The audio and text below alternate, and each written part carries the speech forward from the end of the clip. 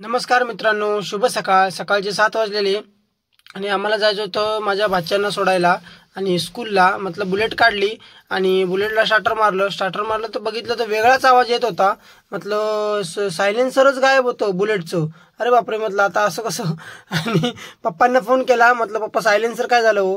तर पप्पा बोलले सायलेन्सर कालच कट झालेलं, गॅरेजमध्ये ठेवलेलं. म्हटलं आता बुलेट तर लावली आणि आपली फॅशन घेऊन निघालो भाच्यांना सोडायला. म्हटलं त्यांना पण वेळ होत होता. म्हटलं त्यांना सोडलो आणि मग बांबू तोडायचे होते, तिथं गेलो कामावरती आणि बघितलं तर कामगार बांबू तोडत होते. आणि म्हटलं आता घरी जाऊया, स्कूटी घेऊन घरी गेलो. घाण झालेली खूप, धुवायची होती. मग बायको बोलली मी धुते. मग तिने धुवायला चालू केली गाडी आणि आम्ही बाजारात आलो, कारण की मुलांना त्या कामगारांना नाश्ता घेऊन जायचा होता. तुम्हाला माहिती आहे गोपीकडे आलो. गोपीचं हॉटेल आहे आमच्या कॉलेजच्या बाजूला. नाश्ता घेतला आणि त्यांना देऊन आलो आणि त्यांचा फोन आला परत मला, काय बांबू तोडून झालेले आहेत आणि ये म्हणून.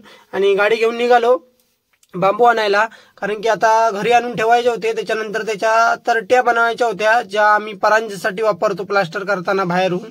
आणि मग गाडी घेऊन गेलो. त्यांनी सगळ्या बांबू तोडलेले होते ते भरले आणि घरी आलो. आणि घरी येऊन गाडी पार्किंगला लावलो आणि मग ते खाली करायचं होतं त्यांचं, ते करत बसले ते खाली. आणि मी निघालो सावंतवाडीला माझ्या बहिणीला आणि भाचीला आणायला. ते दुपारपासून माझी वाट बघत बसलेले. आम्ही थोडं लवकर निघालो जायला आणि थोड्याच वेळात आम्ही सावंतवाडीला पोचू. आणि कुडाळला पोचलेलो होतो आम्ही. आणि आता थोड्याच वेळात पोचू म्हटलं आणि तोपर्यंत म्हणजे आलंच झारापटीटा. आणि मग सावंतवाडीला पोचलो आम्ही रेल्वे स्टेशनला.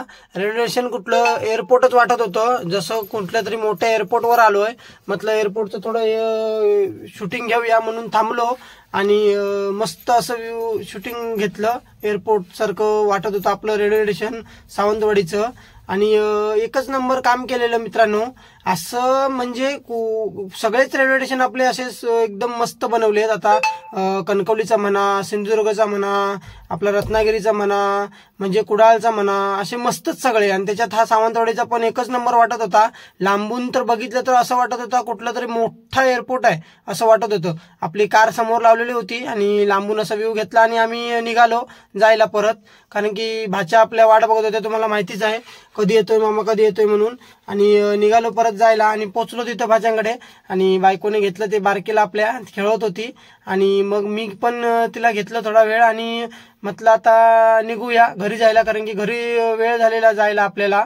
आणि थोडं खेळवलं तिला आणि आम्ही थोड्याच वेळात निघू म्हटलं. आणि बहिणीने पण सगळ्या आपल्या बॅग सगळ्या भरलेल्या होत्या आणि आम्ही निघालो घरी जायला आपल्या. कारण उद्या मेवणीची हळद होती आणि माझ्या बायकोला जायचं होतं तिथं त्यांच्या बहिणीला मेहंदी काढायला, म्हणून आम्ही लवकर घरी निघालो. आणि पहिला बायकोला सोडलं आणि मग भाचीला बघा असं सीट बेल्ट लावून बसवलं आणि घरी जायला निघालो. आणि मित्रांनो, व्हिडिओ आवडला असेल तर लाईक करा आणि फॉलो करा. बाय मित्रांनो.